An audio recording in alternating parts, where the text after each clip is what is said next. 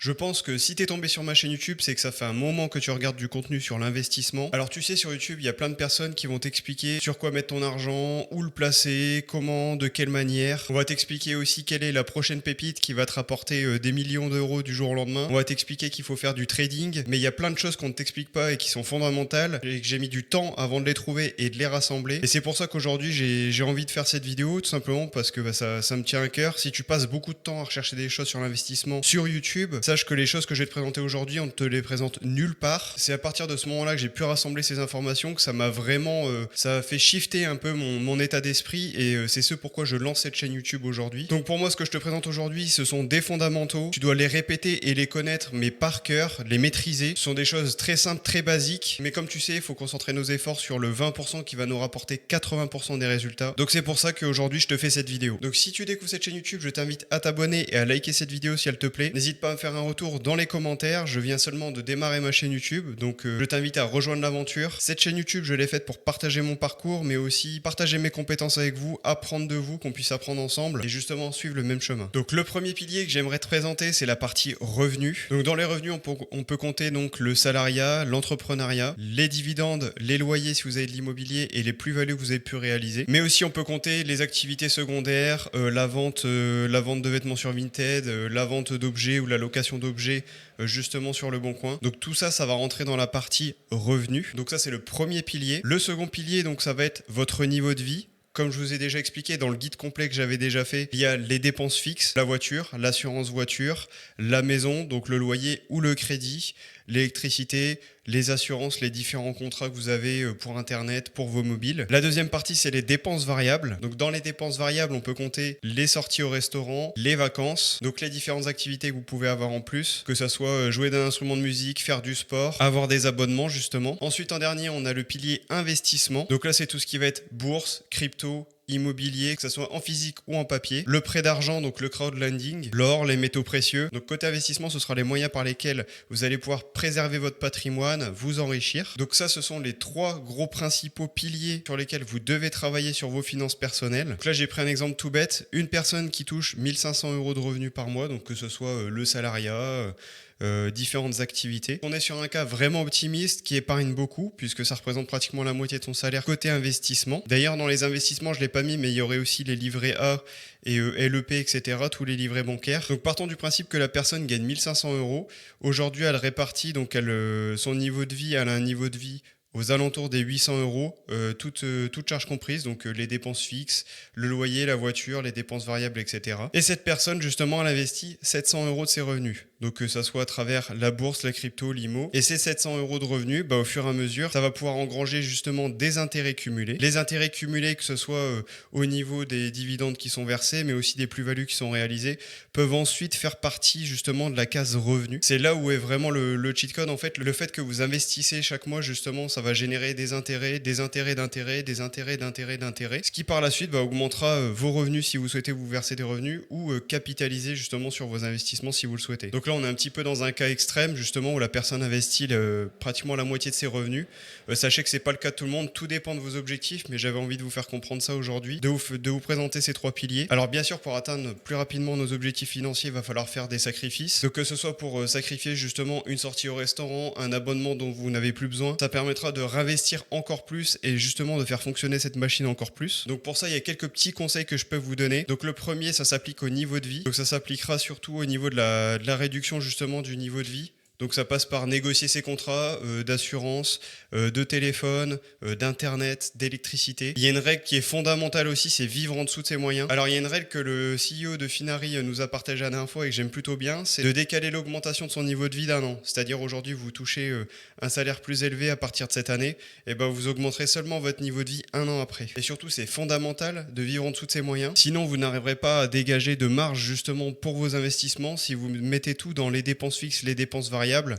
à ce moment-là, vous n'aurez pas de quoi investir. Donc vivre en dessous de ses moyens, c'est aussi prendre un logement moins cher. Je sais pour mon cas aujourd'hui et peut-être pour le vôtre que je pourrais me permettre d'avoir un logement plus grand, d'avoir ma maison tout de suite, mais c'est quelque chose que je me permets pas, tout simplement pour investir encore plus. Aujourd'hui, j'aurais peut-être les moyens de vivre dans une maison de 100 mètres carrés, mais je décide de rester dans mon petit appartement duplex dans une résidence de 60 mètres carrés. C'est un choix que je fais parce que j'ai des objectifs personnels et je sais que l'argent que je ne mets pas dans mon loyer aujourd'hui, ça me permettra justement de financer mes futurs projets. Et il y a un truc que je vois trop régulièrement, ne pas acheter les objets à la mode. Donc moi, vous savez que je suis en alternance et j'ai vu vraiment des cas d'école justement parmi ceux avec qui je suis en formation, des personnes qui achètent le dernier iPhone 16 alors qu'il n'y a pas plus de fonctionnalités, qui se servent de leur téléphone uniquement pour aller sur YouTube ou passer un coup de téléphone ou envoyer un message. Acheter un téléphone à 1500 euros, pour moi, c'est complètement absurde. Pareil au niveau de la voiture, très récemment, j'ai aussi quelqu'un de ma classe justement qui s'est permis d'acheter une voiture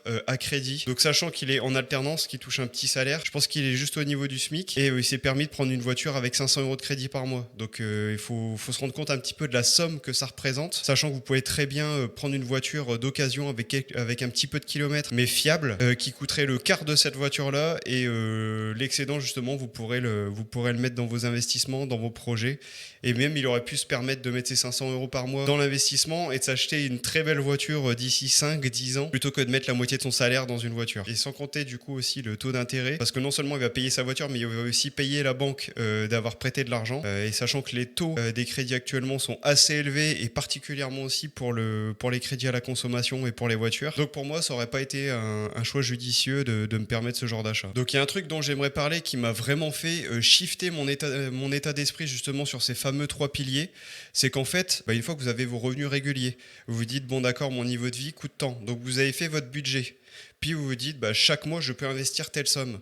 En fait, à partir de ce moment-là, vous savez très bien que tous les mois ce sera pareil, que année après année ça ne bougera pas énormément, hormis si vous achetez votre résidence principale ou si vous avez d'autres projets en cours. Donc justement, à partir de ce moment-là, où prenons cet exemple, où je toucherai, admettons, 1500 euros par mois, que je sais que mes dépenses fixes et variables, ça représente 800 euros qui est mon niveau de vie, et que j'investis tous les mois 700 euros, à partir de ce moment-là, je sais que c'est automatique, c'est fait tous les mois, et qu'est-ce que je peux mettre en place en supplément pour accélérer tout ça? Et c'est là qu'intervient la partie augmenter ses revenus, et ça, je suis désolé, mais personne ne vous l'expliquera, cette fameuse boucle justement entre les revenus, l'investissement et le niveau de vie. C'est là où réside un petit peu la recette secrète pour booster vos objectifs, pour atteindre plus vite vos objectifs. Donc c'est augmenter ses revenus. Alors ça passe à la fois par apprendre de nouvelles compétences. Aujourd'hui, je vous fais des vidéos YouTube, c'est quelque chose que je réapprends, que j'avais fait anciennement. Il y a aussi le fait que je me forme en parallèle, peut-être que vous pouvez le faire. Moi je suis en alternance, donc j'ai des semaines de formation et je me diplôme entre deux. Donc c'est quelque chose de plus intéressant par la suite pour être sur le marché du travail. Peut-être que vous, ça peut passer par une activité secondaire, vous former, pourquoi pas vous aussi faire des vidéos YouTube, créer une chaîne sur les réseaux, démarrer une seconde activité dans des compétences que vous avez. Si vous êtes par exemple, si vous travaillez dans le bâtiment et que vous êtes peintre, pourquoi pas proposer vos services en plus de votre job. Donc tout ça fait partie de apprendre de nouvelles compétences, démarrer une nouvelle activité. Pour moi, c'est quelque chose qu'on vous cache beaucoup sur YouTube et même sur tous les conseils en investissement et en finances personnelles. Et il y a une dernière méthode où je suis un petit peu moins fan parce que pour le coup, ça implique vraiment beaucoup d'heures supplémentaires. C'est tout simplement de faire des heures sup au boulot ou de trouver un second job, mais à ce moment-là, ça va peut-être prendre sur votre vie de famille, sur vos week-ends. Tout dépend des sacrifices que vous êtes prêt à faire pour atteindre vos objectifs financiers, mais ça peut être quelque chose qui peut être intéressant. Donc pour illustrer un peu mon propos, justement de dire que une fois que c'est établi, on peut passer à l'étape supérieure, je vais vous démontrer un petit peu ce que ça pourrait faire sur un capital. Donc partons du principe qu'aujourd'hui, vous avez, admettons, 5000 euros à investir et que vous faites régulièrement un virement de 700 euros dans vos investissements. Donc un versement régulier de 700 une fois par mois. Taux d'intérêt, on va dire que on va suivre.